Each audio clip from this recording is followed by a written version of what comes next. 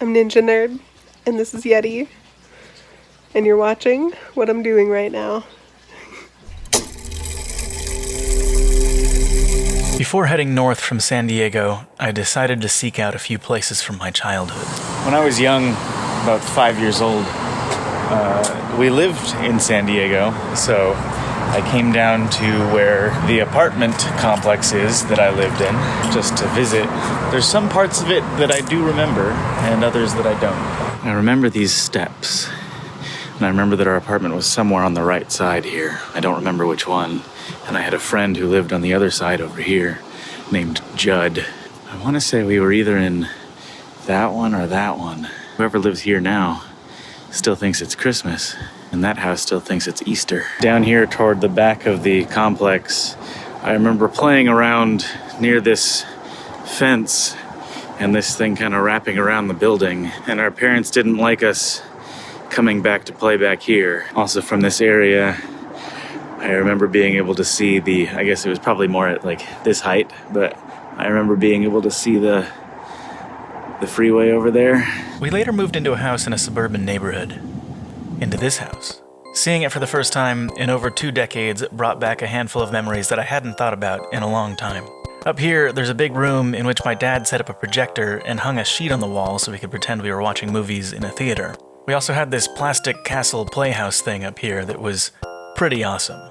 Over here is where the stairs go up to the second floor, and I used to grab a sleeping bag, put myself inside, and then slide all the way down the stairs. One time, however, I got myself stuck in the sleeping bag halfway down the stairs, and as claustrophobia set in, I resorted to screaming for my mom until she came to save me from my tangled, accidental nylon prison.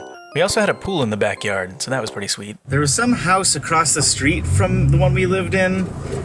I don't remember which one it was, but they had kids as well, and I remember hanging out in their garage sometimes. There also used to be an olive tree in the front yard of our place, and that is not there anymore.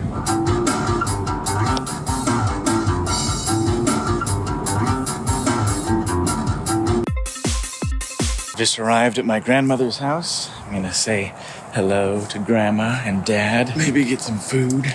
Despite being 93, my grandma still prides herself on being a homemaker and won't take no for an answer when she offers to cook you a meal.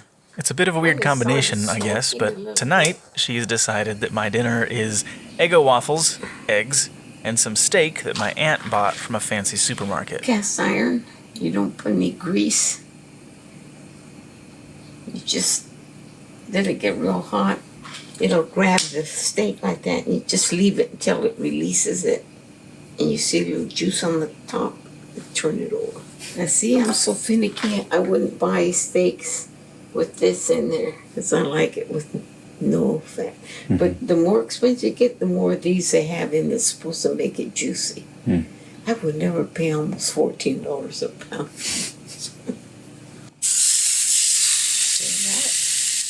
Looks good. Oh. Thank you, Grandma. My mom was always the linchpin that held our family unit together.